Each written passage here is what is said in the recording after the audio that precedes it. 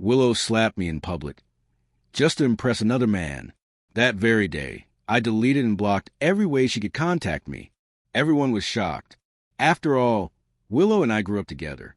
I had liked her for over 10 years and even swore I'd marry her. Willow confronted me angrily. Why? Just because I slapped you? Can you stop being so petty? You're a man, aren't you? But I just sneered and asked back. The day before you slapped me, remember what you said to someone else? Should I help you recall it? Her face went pale instantly, and she was struck speechless. Chapter 1. Willow and I were born in the same hospital. She just came into the world a few hours earlier. Our parents were neighbors in the same village. After our neighborhood was torn down, we were relocated to the same apartment building. She hit puberty earlier than me, and as kids, she'd always use her height advantage to boss me around, treating me like her sidekick. I was introverted, often sick, and by the time I was in 4th grade, I became a regular target for a bunch of boys in our class. They'd steal my textbooks, toss trash into my water cup, and sometimes even push me hard from behind. I went to the teacher crying for help, but he just said, "Why do they only bully you, not others?" Maybe it's because you can't fit in. You're partly to blame, too. That day after school, when I told my parents what happened, Uncle Lou, Willow's dad, happened to be visiting our house. He saw the tears on my face, turned around, and brought Willow over from his place. "Willow, from now on you'll walk to school with your little brother." Uncle Lou instructed her. The next morning, Willow was waiting for me at the door with her backpack. At school, she grabbed my hand and walked me into the classroom. She was taller than most boys in our class, and when she found the ringleader of the group bullying me, she dragged him into the alley behind the bathrooms. I stood behind her, watching as this one girl beat up an entire group of boys until they were crying and wailing. "I'm warning you. If you dare bully George again, you're going to regret it." Her voice wasn't loud, but it shook me to the core. That moment, the breeze lifted her long hair, and I saw her faint smile and those bright eyes. My heart started racing. I didn't understand love yet at that age, but I knew one thing. As long as I could see her, I felt happy. From that day on, rain or shine, Willow always waited at my door, so we could go to school together. Even when she was sick and had to skip class, she'd still walk me to school first and pick me up before school let out. There was a 10-minute break during morning recess, and wherever Willow went, I followed.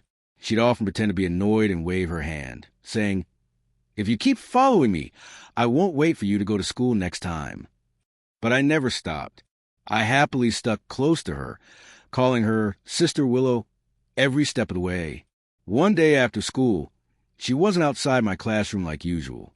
I searched a few rooms she often visited, but still didn't find her. Even the security guard came and told me to leave, but I didn't see her anywhere. I walked toward the bus stop, dejected, when I finally saw her chewing bubblegum at a nearby snack shop. She walked toward me, still blowing bubbles, and complained, "Took you long enough." Then she pulled a piece of candy from her pocket and handed it to me. Time passed, and Willow and I grew up together like that. I had a growth spurt that summer and finally caught up to her in height. Later, I grew taller than her by quite a bit. I began to notice her looking at me differently. When I helped her with math, she wasn't looking at the questions. She was smiling at me. When the bus was full and she had to stand, I could see her shyly tugging at the hem of my uniform. After our high school entrance exams, both of us got into the city's top school. Her mom joked, "I've watched George grow up. He'd make a fine son-in-law." "Willow, how about make it official once you both get into college?" I knew Aunt Lou was teasing, but Willow blushed and ducked into my room. The adults all saw her reaction, and so did I. I could hear my own heart pound like a drum as I shouted, "I like Willow. One day I'm going to marry her." Everyone laughed, and I figured she heard it from inside the room too. But that special feeling came to an end in our final year of high school. Chapter 2. On the first day of our final year in high school, while the entire class sat waiting for our new textbooks, a boy with a bright and sunny face stood at the doorway.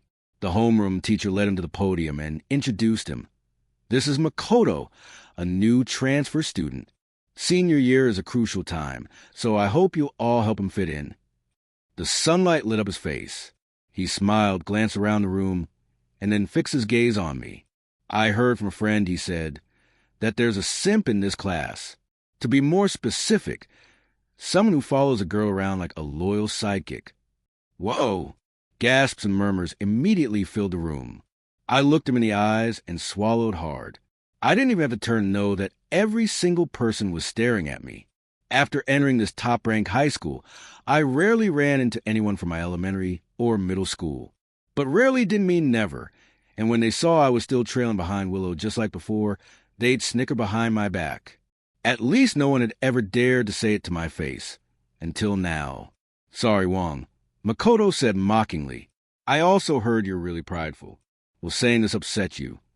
He raised his eyebrows at me, his eyes full of provocation. But seriously, you're a guy, always following a girl around? Isn't that a bit pathetic? She's not your mom. Or are you part of a special group? Makoto, that's enough. Willow slammed her hand on the desk and stood up. Her chair toppled over with a loud bang. Makoto finally turned his gaze away from me, but his expression suddenly softened. Am I wrong, Lou? He said gently. Honestly, you've been kind of annoyed by his clingy behavior for a while now, haven't you? Willow pressed her lips tightly together, like she was silently admitting he had a point. Bang, bang, bang. The teacher knocked on the blackboard 3 times. Makoto finally shut up. There's one empty seat. Go sit there, he ordered, pointing at the seat next to Willow. Then he added, This year I hope all of you focus on your studies and get into your dream colleges. Pointless, childish nonsense like that. Don't bring it up again. All right, a few of you go to the office and pick up the textbooks. As the teacher spoke, he gave me a meaningful glance. I understood and followed the group out of the classroom. When I returned with the books, I saw something that made my stomach drop. The 2 people who had been at each other's throats just minutes ago were now standing very close together. Makoto looked up at me, his eyes gleaming with smug satisfaction. After school, Willow packed her bag and left the classroom hand in hand with Makoto. I watched their backs fade into the distance, then pulled a small cake from my drawer and stuffed big bites into my mouth. It was her favorite flavor, not sweet at all. Everything that happened today played over and over my mind, making my chest ache. That day, Makoto became the third wheel between me and Willow.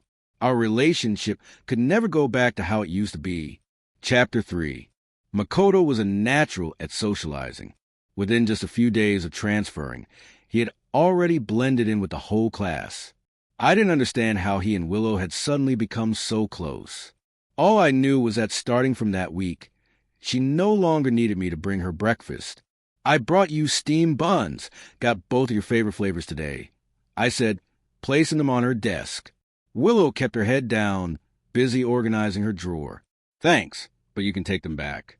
I've already eaten. Makoto lifted a half-eaten bowl of Longan sticky rice porridge and held it up in front of me, wearing a smug smile. Oh, I didn't know you brought breakfast too. But Willow couldn't even finish this porridge.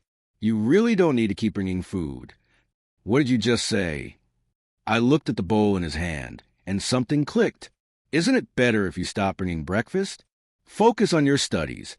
No need to fuss over trivial stuff like this, Makoto added, curling his lip and ducking behind Willow. Wait, you're not actually mad, are you? Willow put her book down and sat up straight. Makoto's just trying to help. Don't be so petty. That line hit me like a punch to the chest.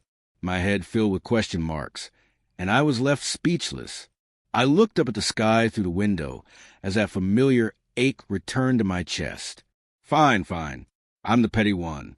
It's all my fault. My sudden outburst silenced the entire classroom. Makoto quietly sipped his porridge, mouthing the words, "She drank this, it's sweet." Willow's voice was sharp, clearly irritated by the sarcasm in my tone. I couldn't take it anymore. I reached over and pulled the steamed buns off her desk. Why are you yelling?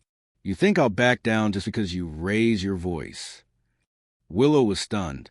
It was the first time I had ever spoken to her that way. She instinctively reached out to grab my hand, but I pushed her away. Don't be mad. I'll eat it, all right? Give me the buns. Keep bringing breakfast like before. Willow held out her hands with a gentle tone, like she used to.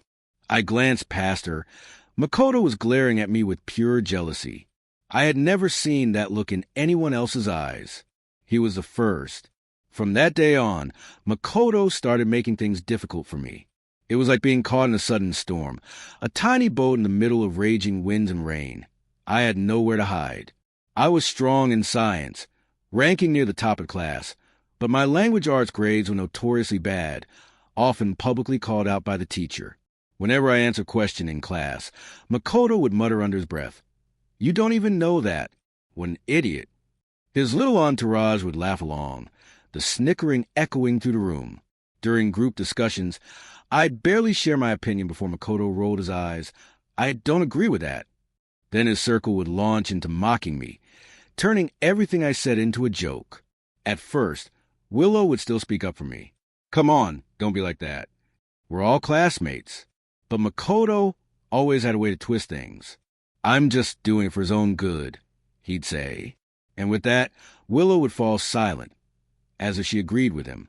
Watching them laugh and chat together felt like having needles pricked into my chest. Half a semester passed. My eyes were swollen and red from allergies, which soon became Makoto's next weapon. After school, I put on sunglasses and tried to slip out of class. Makoto immediately pointed at my face and shouted, "Look!" He spent the whole day lying on his desk. Bet his eyes are swollen from crying. That's why he's wearing shades. Then he yanked them off my face. "Told you so." All eyes turned to me again. Another wave of laughter erupted. Tears welled up in my eyes, but I fought hard to keep them from falling. "That's enough. You really think you're funny?" Makoto shrugged like he couldn't care less. "Relax. It's just a joke. Don't be so sensitive." But I knew these so-called jokes weren't funny at all. Chapter 4. A surge of fury exploded inside me.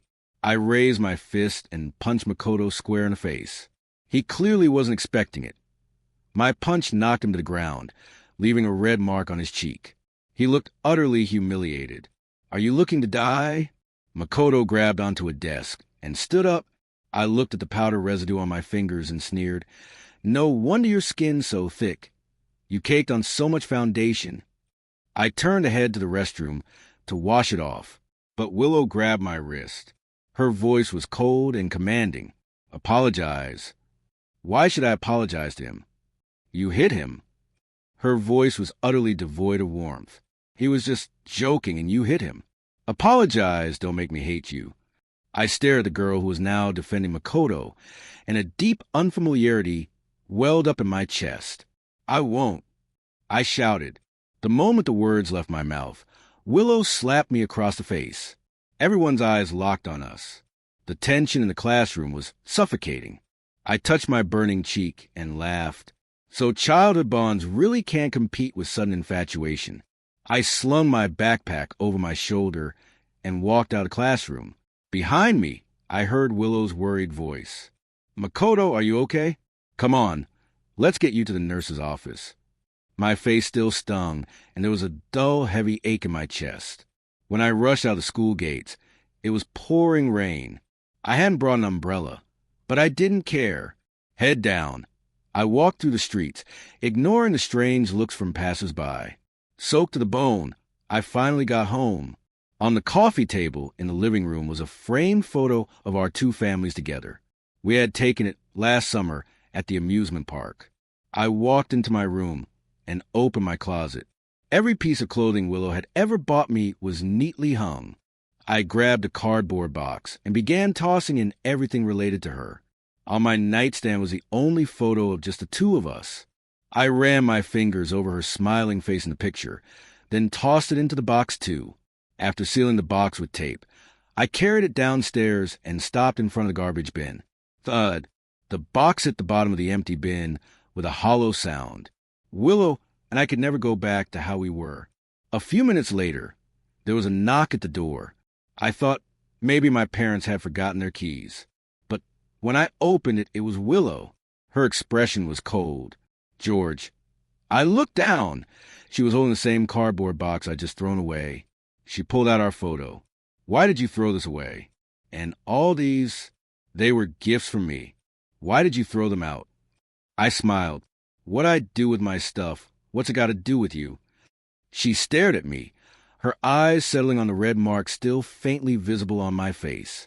I didn't even hit you that hard. Why is your face like this? Her voice suddenly broke, and she reached out a hand. I turned my head, dodging her touch. She was the only friend I'd ever had. Whenever I felt wronged, she was the first person I'd run to. I didn't mean to, she said anxiously. I didn't control my strength. Enough. That's enough. I cut her off. From now on, we're just neighbors in the same building. Willow set down the box and grabbed my hand. Why, George? Is it because I slapped you at school? Don't be such a child. You're a grown man. Can't you stop being so petty? Childish? Petty? I let out a cold laugh. Willow, from this moment on, we're done. Her tears spilled over. I didn't mean it that way. I was wrong. I'm sorry, okay?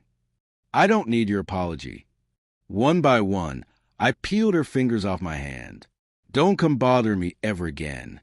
Her expression shifted from shock to confusion, and finally to a bitter mocking smile. Fine, fine. You said it yourself. Don't come crawling back later. With that, she turned and walked away without looking back. Only when her footsteps had faded completely down the stairs did I stand there dazed and quietly close the door. The next day at school, Willow and Makoto were officially a couple. They brought in big bags of candy and dozens of cups of bubble tea, placing one on every classmate's desk. I thought about telling her to focus on her studies instead, but then I remembered, what did any of this have to do with me anymore? Everyone in class agreed without a word to keep this open secret from the teachers and help cover for the new couple. It wasn't surprising. When Makoto first transferred, he quickly got in with a small crowd thanks to his upbeat, extroverted personality. He was sunny and good-looking, especially popular with the girls. I'm a guy, but if anyone's bullying you, feel free to come to me, he once said. What's wrong with hanging out with girls? Girls are clean, don't smell like sweat, and they're emotionally sharp. They notice the good in people. There are just some people I can't get along with. Overly sensitive, bad temper, can't take a joke. He was clearly referring to the classmates he had made fun of, including me. Because of his jokes, a few students actually disliked him, but Willow remained oblivious, and even encouraged me to talk to him more. I refused. Makoto noticed and shrugged toward the nearby girls with exaggerated helplessness. I get it. Shouldn't have said they've got a bad temper. Now I've really pissed them off. Guess I'll be iced out by another clique again. It's fine, I'm used to it. And just like that, he twisted the whole situation. He was the one who bullied us, but now he made it seem like we were the ones alienating him. When I got home that day, I couldn't hold it in and complained to my parents about how ridiculous he was. George, we understand, my dad said. I've met people like him before, too. You don't have to worry about him. Just focus on yourself. And it's best not to get too close to that kind of person. Right at that moment, Willow happened to be standing outside our door. Her face darkened immediately after overhearing those words. She was the type who couldn't stand that kind of behavior. Uncle Andy, George, talking behind someone's back is not okay. The three of us laughed awkwardly. Later, I realized at some point she and Makoto had already built a close friendship. Makoto was decent at math and sat next to Willow, so he took the initiative to tutor her. She was hopeless at the subject. I used to do that. But after one quiz right after he transferred, all just shifted to him naturally. Makoto also knew about makeup and celebrity gossip, which helped him connect with the girls. A lot of them were Willow's besties, and they quickly grew close to him as well. Willow's impression of him changed too. He went from being a guy who randomly mocked people on his first day to a cheerful, helpful classmate. She used to dislike guys who clung too much, but somehow she warmed up to Makoto in no time. In class, she and Makoto passed secret notes and giggled out loud, paying no mind to anyone else. After school, she would hop on the back of his bicycle, laughing and joking with their little crowd of girls. I used to feel bitter and heartbroken whenever I saw them like that, but I'd always try to convince myself they were just friends. I thought Willow liked me. Turns out, I was just full of wishful thinking. We're in a proper relationship. Makoto announced one day with Willow sitting on his lap. Not like some people who hide behind the childhood friend labeled just to stick to her like glue. He then added, clearly aiming his words at me. Also, I know some folks out there don't like me and love running to the teachers to snitch. But I'd appreciate it if certain classmates wouldn't report our relationship. Makes them look jealous. I stared at him expressionless. Some classmates smiled and gave their blessings. Others peeked at me for a reaction. Everyone in class knew. I'd grown up with Willow. Everyone knew I liked her. Even at school, other girls had tried giving me love letters. I tossed every single one in the trash. There was only one girl by my side, Willow, and originally I was the only boy by hers. My desk mate glanced at me nervously. I didn't even lift my head, just focus on solving problems. The mood was tense. Makoto gave a snort and finally looked away from me. After that, Willow and Makoto became even closer. Willow took off her hair tie and slipped it onto Makoto's wrist, playfully ordering him never to take it off. During class, they passed notes under the desk, and sometimes Willow would laugh out loud like no one else existed. At lunch, Makoto always made sure to get an extra helping of her favorite dish. After school, Willow would sit on the back of his bicycle, arms tightly wrapped around his waist. It had been 10 years between us. So at first, of course, I felt uncomfortable. But eventually, I got used to it. Just when I thought we'd never have anything to do with each other again. Willow stopped me at the school gate one day after class. George. Her voice was low and her expression complicated. Somewhere between angry and happy, I couldn't tell. Makoto called in sick today, she said, looking at me. I didn't immediately understand what that had to do with me. So what? Willow got straight to the point. Did you hit him again? I froze for a second, then let out a cold laugh. Me? Hit him? I don't even want to breathe the same air as him. And you think I'd lay a finger on him? I wasn't the kind to start fights. Especially not with someone like Makoto. I couldn't even stand to look at him. As far as I was concerned, the fact that he left me alone was already a blessing.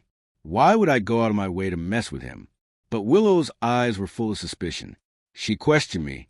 Last night, he walked me home and said he'd pick me up this morning, but he never showed. I almost got marked late.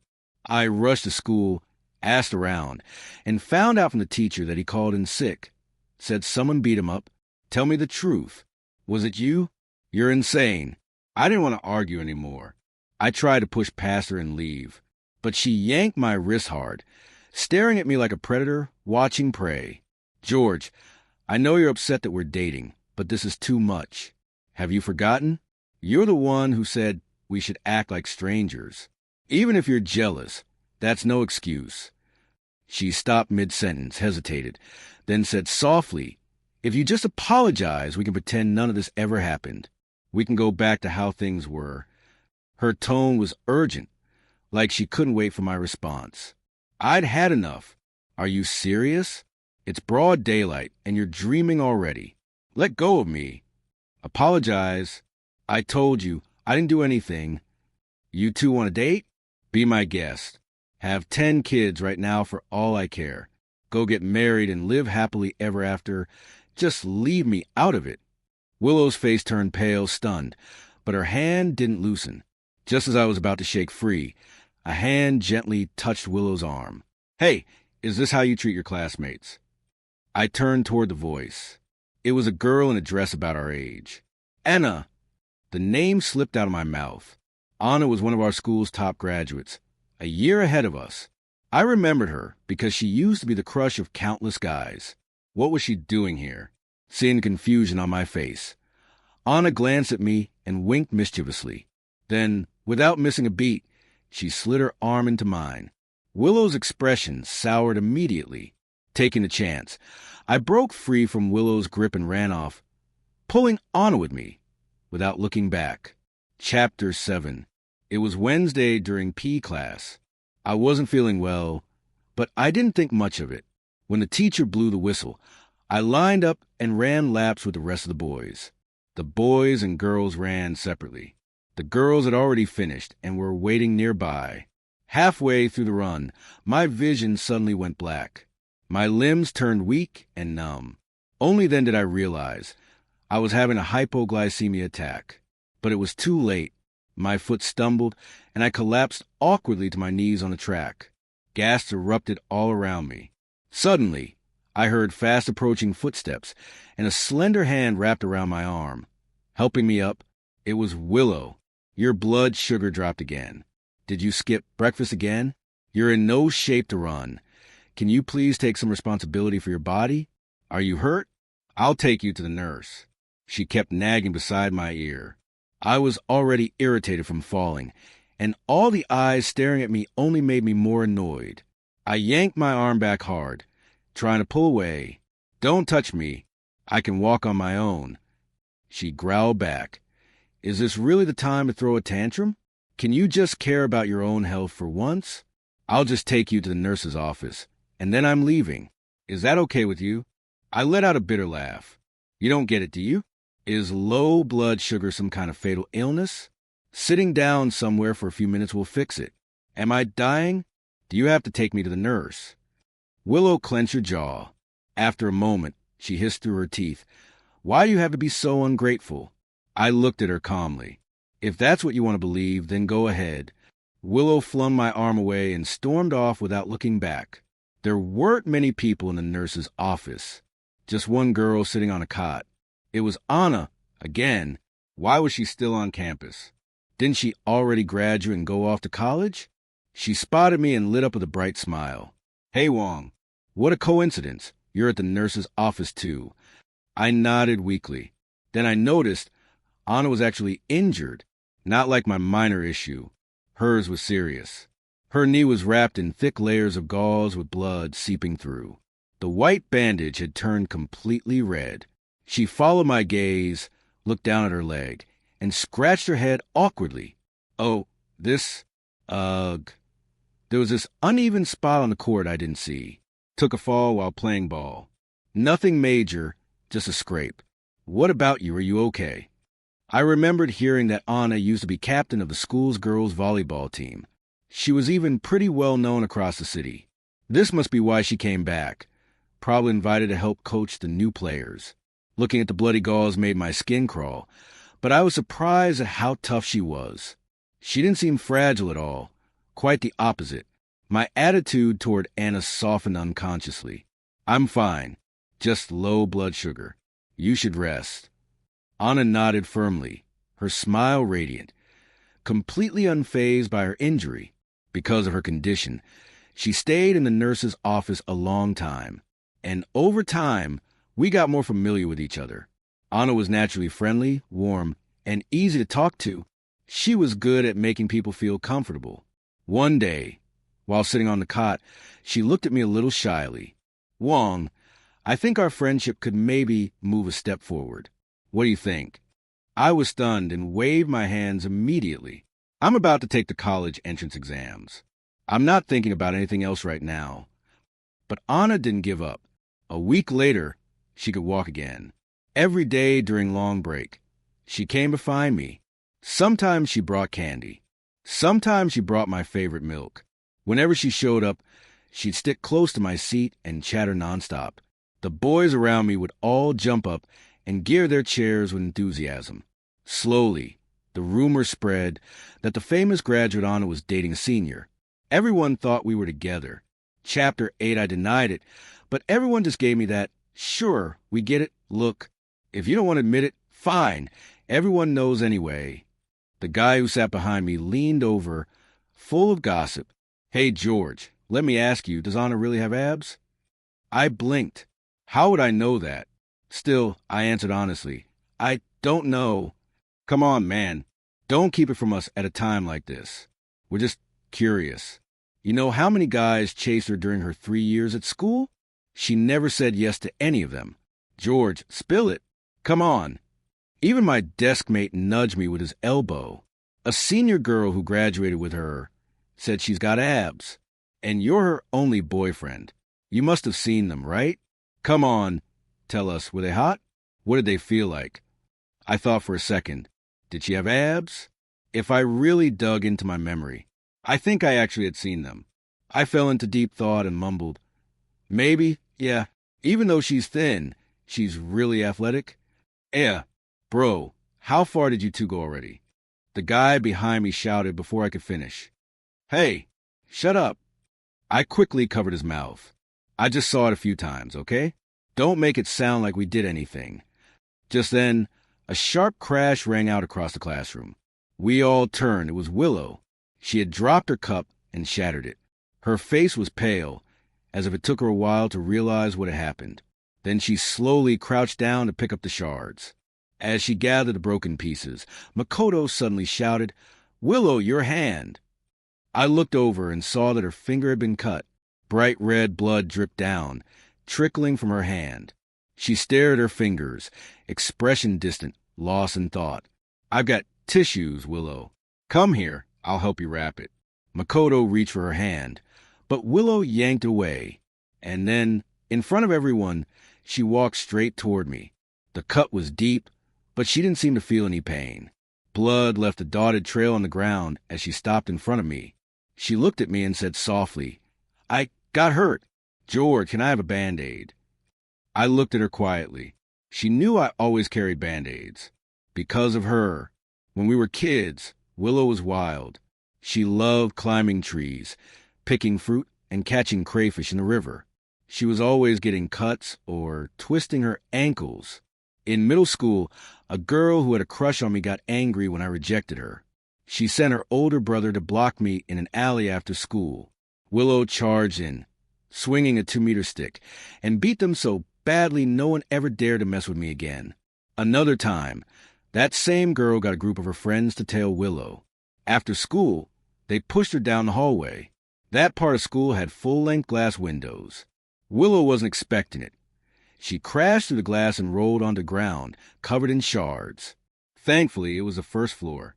She wasn't seriously hurt, but both her arms were covered in thin, bloody cuts. When I found her, her uniform was already soaked in red. She was in so much pain her face twisted up, but she still gritted her teeth and told me she was fine, that it didn't hurt. I cried so hard I couldn't see clearly, but all I could do was stand there, helpless, watching the blood keep soaking through her sleeves. From that day on, I always carried Band-Aids with me. Willow's voice was trembling. "I'm sorry, George. I read your diary. I never knew you liked me that much. I'm sorry for ignoring your feelings all this time. Honestly, I regretted slapping you the moment I did it. All these years, I never just saw you as a little brother." "Willow," I interrupted her, "I know you picked the diary up, but after all these days, you're just now reading it?" The other end of the line fell completely silent. I chuckled and said, "You never asked me about any of this before, did you? Because you never cared in the first place, right?" Her voice was weak and colorless. "But now that people are saying I'm dating someone, you feel threatened. You suddenly feel your position is in danger. So today, months later, on some impulsive whim, you finally decided to stoop down and open that dusty old diary, didn't you?" "George, that's not it." I didn't let her explain. I spoke calmly. "Willow, you should know. Late apologies and confessions can't fix the past. What you're doing now just makes you look cheap. That diary means nothing now. You might as well throw it away. Don't call me again. Don't look for me either. You're really annoying." I hung up. My birthday was in a week. My parents planned a party and told me to invite classmates. At first, I didn't want to invite Willow and the others, but since they'd been behaving lately, I figured I'd treat everyone the same and handed out the invitations.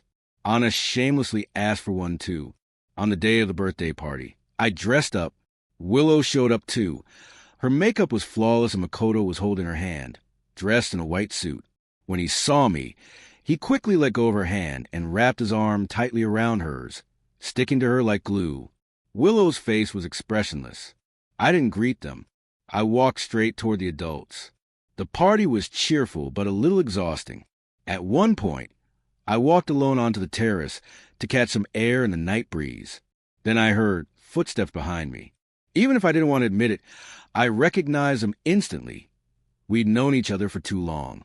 She stood behind me, her voice hoarse. "Can we talk, George?" I turned and saw Willow's eyes, red and puffy. Of course, I said expressionlessly. But if possible, I hope it's the last time. Her face turned pale, and she gave a bitter laugh. Does it really have to be like this between us, George?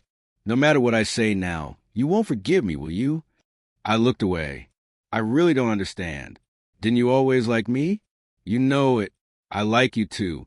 We were just one step away from confessing to each other. Why are you treating me like this? She finally said it out loud, for the first time admitting that she liked me too. But it came under circumstances like this. All because of that one slap. Just like the first time she asked that question, I nodded without hesitation. Yes, because of that one slap. I heard it that day. Chapter 11. Willow didn't slap me just because she lost control of her emotions. The day before it happened, on the way home from school, I saw Makoto giving Willow a ride. But halfway through, they suddenly took a turn away from the road that led to our neighborhood. I felt uneasy and followed them. Willow and a few of her girlfriends took Makoto into a hot pot restaurant. While eating, they chatted away. He's been by your side since elementary school. Wow, that's basically what they call childhood sweethearts. So does he like you or not? Of course he does. In class. He only ever talks to Willow, not any other girl. 9 years of chasing her. Willow, you're still not saying yes. Don't like him. My heart tensed up. Willow laughed lightly and replied offhandedly.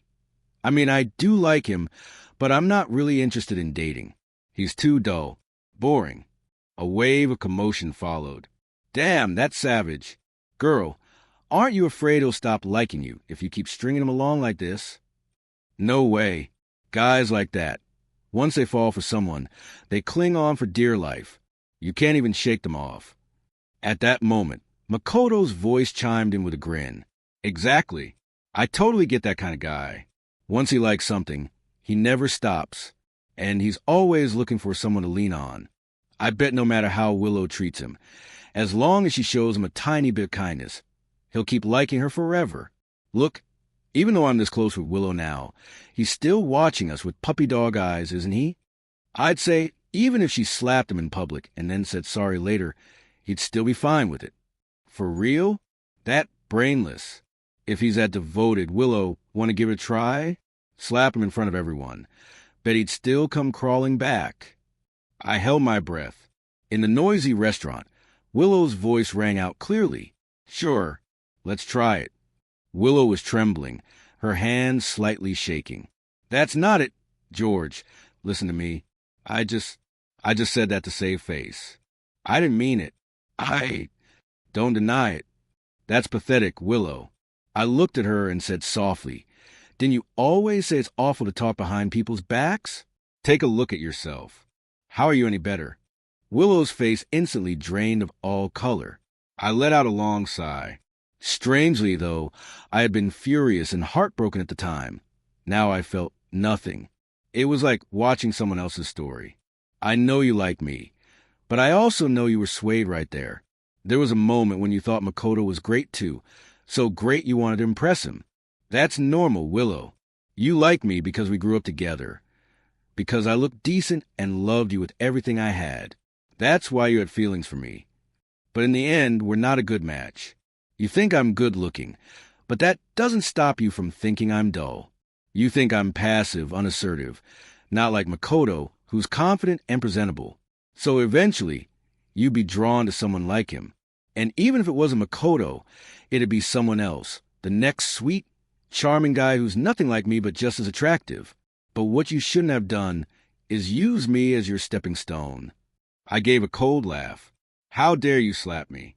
Who do you think you are, Willow? Why would you slap me for someone you've only known a few months? Willow's face went completely blank, drained of all hope, because deep down I had exposed her darkest, most selfish desire, and she knew it. She no longer had the strength to argue. I looked at her unwavering. In the end, she just stood there in a daze, a single tear sliding down her cheek. George, do you not love me anymore? I never loved you. I said it without a second's hesitation. What? Willow's lips lost all color as she stared at me. Completely lost. I looked straight into her eyes and spoke honestly. I used to like you. I liked you for a long time because you always looked out for me when we were kids. That affection lived inside a beautiful fantasy I built around you. It didn't need your response. It could survive just by existing in me. But not long ago, I let it go. Why? She sounded like she was sleepwalking. Because even now, whenever I see you, my face still stings. I said it without emotion. Willow's face finally lost all color. Chapter 12. Later, Willow broke up with Makoto. I don't know the reason. Even though the college entrance exams were only a few months away, Makoto applied to transfer classes a few days after that. Willow, on the other hand, seemed like a completely different person. She stopped hanging out with her old friends and started following me everywhere. She began bringing me breakfast. At lunch, she'd rush to the cafeteria to save me a spot and get me food. After school, she'd quietly follow behind me, saying she wanted to walk home together. It was like we were back in elementary school. No, she was treating me even better than she did back then. When I asked her what she was doing, she just shook her head and stared at me with those sorrowful eyes, silent. Eventually, she said she only wanted to make it up to me. She wanted to take care of me. Honestly, I couldn't shake her off. No one could talk sense into her. It was exhausting. Just around that time, my parents' company planned an overseas assignment. Ironically, to my mom's hometown. We decided that once the college entrance exams were over, our whole family would move. I didn't tell anyone in advance. One weekend, I just sent a few familiar classmates some goodbye messages. Willow was the last to find out. I don't know how she did. She followed behind me a few times and asked, "After you move, you're not coming back, are you?" I ignored her. In the final days before the exams, we were all studying at home. On the day of the exam, someone from Willow's testing room said that she filled her entire answer sheet with my name. Because of that, she failed to get into college and had considered retaking exams next year. The day I received my acceptance letter, my parents and I packed up and started to move. Willow chased our car for a long, long time. I sat in the front passenger seat, silently watching the rearview mirror. I saw her running with everything she had, reaching out as if saying something. I saw her crying uncontrollably, her face pale as paper. "George, don't go. Please don't leave. I can't live without you. George!" Makoto stood beside her, trying to hold her up, but she shoved him away. The wind was too strong. It blew away her last desperate cries. In the end, the figure who had been by my side for 10 years fell, stood back up trembling, then got smaller and smaller, until all that was left was a blurry black dot, and then gone. Later on, I heard bits and pieces about Willow from old classmates. Some said she was completely crushed while repeating the year, though lifeless every day. Some said she spiraled, became reckless, changed friends constantly. Others said she turned into someone entirely different, burying herself in study, focused, aiming for a specific university. I didn't pay any more attention. Anna and I went to the same university. Naturally, we ended up together. In the first couple of years, every birthday I'd receive a package. The sender never signed their name, but I recognized the return address instantly. I accepted every package, then had the courier send them back collect on delivery using the same shipping slip. It wasn't until my junior year that I finally confessed my feelings to Anna. At her strong insistence, we made our relationship public on social media, and that yearly gift, which had arrived without fail, stopped coming. This is good enough. It should have ended a long time ago. This is the end and the beginning of my new life.